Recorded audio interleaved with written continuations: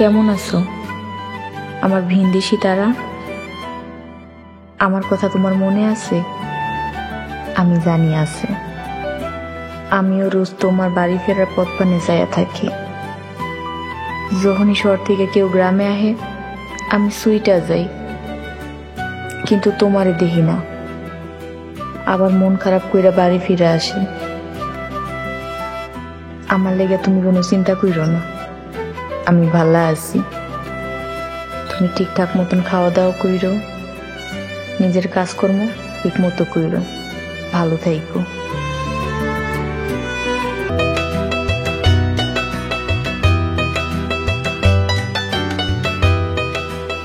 তুমি আজ থেকে 2 বছর 5 মাস আগে এই পথ দিয়ে শহরে গেছিলা। তখন আসিল বর্ষাকাল, আমি হাঁটু পানিতে দাঁড়ায় ছিলাম আর তুমি নৌকা দিয়ে যাইতেছিলে। তখন আমার ইচ্ছা করতেছিল সাঁতার কাইটা তোমার যায় জড়ায় ধরি, কিন্তু এটার হয় নাই। তোমার লগে রাজন ভাই আর নৌকার মাঝি আসিল। ওনাগো ওই দিন আমার অনেক নিষ্ঠুর মনে হইতাছিল।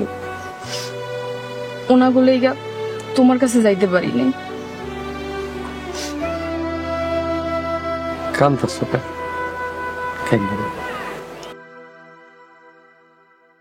আকাশ,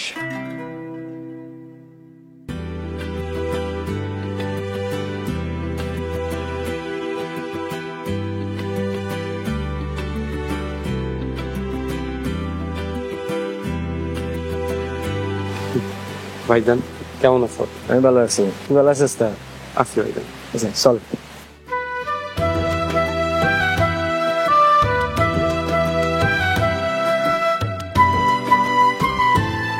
মা, ও মা, আসো দেখো আকাশ আইছে।